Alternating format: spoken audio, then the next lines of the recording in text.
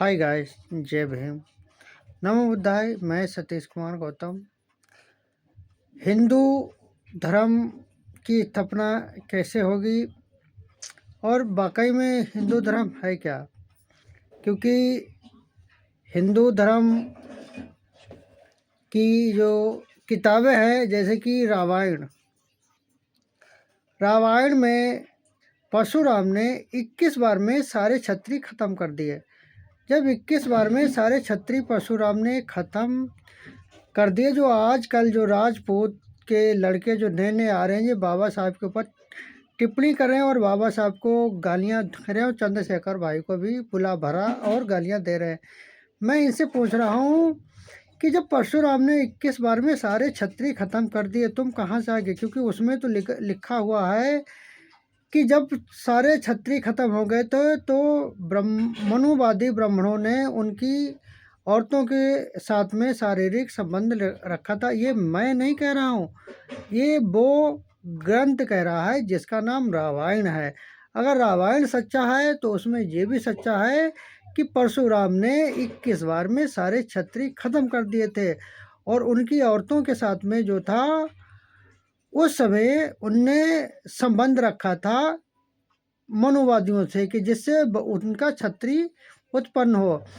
फिर उसके बाद में किताब लिखी गई मनुस्मृति। उस मनुस्मृति में भी क्षत्रियों का कोई भी कुछ कहीं अता पता नहीं है, क्योंकि सारे क्षत्रिय खत्म हो गए। पहले परशुराम ने, बाद में नंद वंश से इनने सारे क्षत्रिय खत्म करा दिए। जब कोई क्षत्रिय नहीं बचा है तो ये आजकल राजपूत का ढोल लेके कहाँ के राजपूत? अगर रामायण सच्ची है, मनुस्मृति सच्ची है, तो ये भी सच्चा है कि सारे क्षत्रिय खत्म है। इसीलिए इन्हें छत्रपति शिवाजी महाराज का राज तिलक होने से रोका था और उन्हें उल्टा सीधा बोल करके उनका अपमान किया था कि वो क्षत्रिय जब तक नहीं हो सकते हैं जब तक कोई पुरोहित या कोई मनुवादी ब्राह्मण उन्हें क्षत्रिय का सर्टिफिकेट नहीं देगा। ये हुआ था छत्रपति शिवाजी के महाराज के साथ में। फिर उसके बाद में आ जाओ, यही घटना हुई है साहू जी महाराज के साथ में। साहू जी महाराज से भी इन मनुवादियों ने बोल दिया था कि तुम क्षत्रिय जब भी बनोगे जब कोई भी पुरोहित आके तुम्हें क्षत्रिय का सर्टिफिकेट देगा। भैया, तुम्हें तो क्षत्रिय बनने के लिए सर्टिफिकेट की ज़रूरत है, क्योंकि आज अगर जो तुम्हें राजपूत या क्षत्रिय या ठाकुर का सर्टिफिकेट मिल रहा है, जो नाम मिल रहा है, वो भारत के संविधान से मिल रहा है। और अगर भारत का संविधान नहीं रहेगा तो जिस तरह से इनने परशुराम के द्वारा तुम्हें ख़त्म करा दिया था, ये अपने लालच के लिए तुम्हें कभी भी कहीं भी ख़त्म करा सकते हैं। क्योंकि ये वो चीज़ है, इनने विदेशियों को तो अपना बाप बना लिया, विदेशियों से मिल गए और भारत का बंटा ढार कर दिया। भारत के जो राजा मरे हैं, जो ख़त्म हुए, क्योंकि इन्हें हर सबकी कमजोरी पता थी। क्योंकि राजा ताहर को मरने के बाद में इन्होंने जब मोहम्मद मीर कासिम ने के पास जाकर उन्होंने कह दिया कि मैं राजा तुम्हारी तरफ से हूँ, तो मीर कासिम ने कहा था कि हम तुम्हें अपनी तरफ जब ही मानेंगे जब तुम उनकी दोनों बेटियों को हमें लाके दे दोगे। तो इन्हीं मनुवादियों ने जाकर उनसे मिल गए थे और उनकी दोनों बेटियों को जाकर मीर कासिम को दे दिया। अब भैया, इन्होंने मुगलों को मुकुंद कुल का ब्राह्मण भाई लिया बना। कभी किसी क्षत्रिय को इन्हें मुकुंद कुल का ब्राह्मण भाई बनाया या किसी भी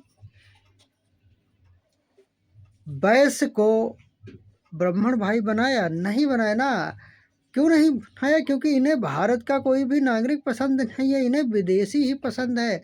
आप आज भी इतिहास उठा के देख लो, जितने बड़े बड़े राजनेता हैं जो हिंदू राष्ट्र का झंडा लिए लिए घूम रहे हैं, उनकी बहन या बेटियों की शादी किससे हुई हैं? मुसलमानों से हुई हैं।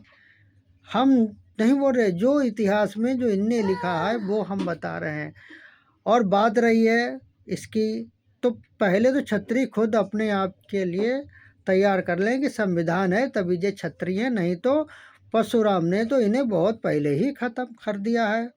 मनुस्मृति में भी इनका कोई अधिकार नहीं। अगर अधिकार होता तो छत्रपति शिवाजी महाराज को मिलता, साहू जी महाराज को मिलता। जब उन्हें नहीं मिला तो तुम्हारी क्या औकात है जो तुम संविधान के बिना तुम क्षत्रिय बन जाओगे?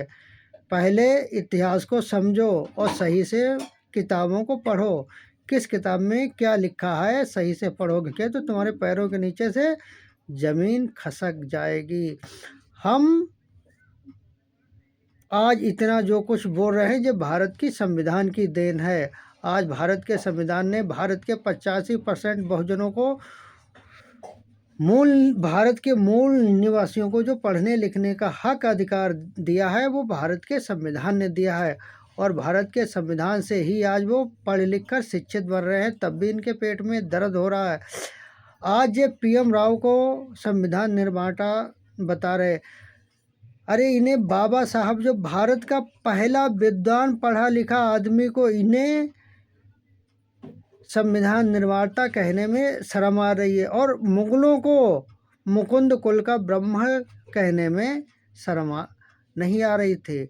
उन्हें भाई बनाते हुए अच्छा लग रहा था, क्योंकि बाबा साहब को जीजा कहते हुए इन्हें बुरा लग रहा, क्योंकि उनने सप्ताबाई से शादी करी थी अम्बेडकर, बाद में अम्बेडकर नाम लगा है, तो इन्हें जीजा कहने में बुरा लग रहा है। और मुगलों को बाप कहने में बुरा नहीं लग रहा है, क्योंकि उन्होंने अपने शासन काल में इन्हें उच्च पद अधिकार दिया था, इन्हें भारत में सबसे ऊंचा दर्जा दिया था, वो इन्हें अच्छा लग रहा है।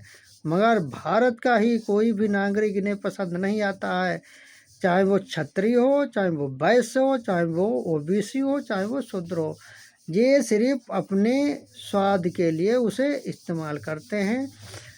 अगर हमारी बात से सहमत हों तो इस वीडियो को आगे बढ़ाएं। मेरे चैनल को लाइक, सब्सक्राइब, शेयर, कमेंट जरूर करें। जय भीम, नमो बुद्धाय।